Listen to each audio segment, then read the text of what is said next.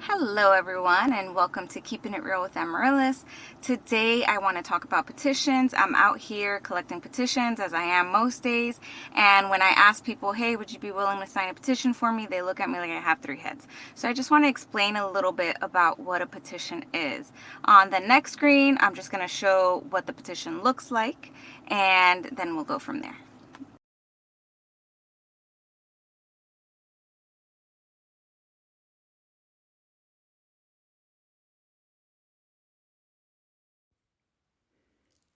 All right, so I spent most of my day canvassing, and now that you know what a petition looks like, I'll just explain a little bit further what it is. So each candidate has two ways to get their name on the ballot. They can either pay their way in and pay a fee, or they can collect a certain amount of petitions to get their name on the ballot. So for me to run for sheriff, the fee to get on the ballot is $12,257. Or I can collect 2,549 petitions. I have decided that I want to collect the amount of petitions. I just feel that every person that I speak to, that I get a petition from, that's one more person that knows my name, that I've met, that I've gotten to speak to, versus just paying my way in. I feel that sometimes certain people get on the ballot that shouldn't be just because they pay their way to get on the ballot. So, and some people just don't have the time to get out there and collect petitions because it is like a full-time job just to collect petitions.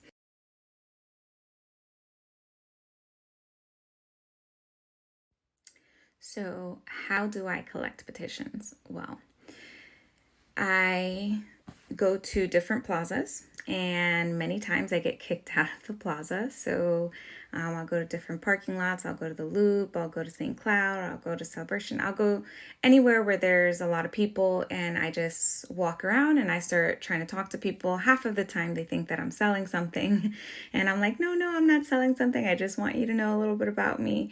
And I collect petitions that way. Another way is door knocking. So I'll go to different neighborhoods and I'll knock on the doors, which isn't always the most effective way because I've noticed that especially after COVID, a lot of people don't even open the door. Those are the two ways that I organically collect petitions. The other way is that I'll have scheduled events. So I'll register as a vendor at certain events, and then at those events I'll walk around, I'll have a tent set up, and then I will collect petitions there that way. And an issue that I always have is that many people don't even know if they're registered voters. So I'll ask, because in order to fill out a petition, one, you have to live in the county.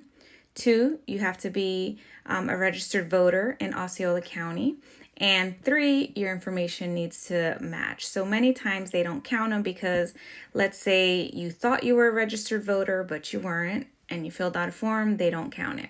Or let's say that you moved, but you never changed your address, and on the form you have the new address, but technically on your voter registration card, it has the old address, they won't count it. Or maybe it's not legible, they can't understand your writing, they don't count it. Some people don't like to share their date of birth, and that's one of the options that you have to fill out on the petition. You can either give your voter registration card or you can give your date of birth. Most people don't know their voter registration, so they don't like to share their date of birth. And one thing that I've seen is that they'll just write the wrong date of birth because they don't want to put it on there and they're just trying to be polite. But each petition that I turn in, I have to pay for it to be checked. So if I get a petition from someone and they wrote the wrong date of birth or they're not a registered voter, when I turn it in, that's a petition that I pay for that just doesn't count. So that's one of the issues that I run into. So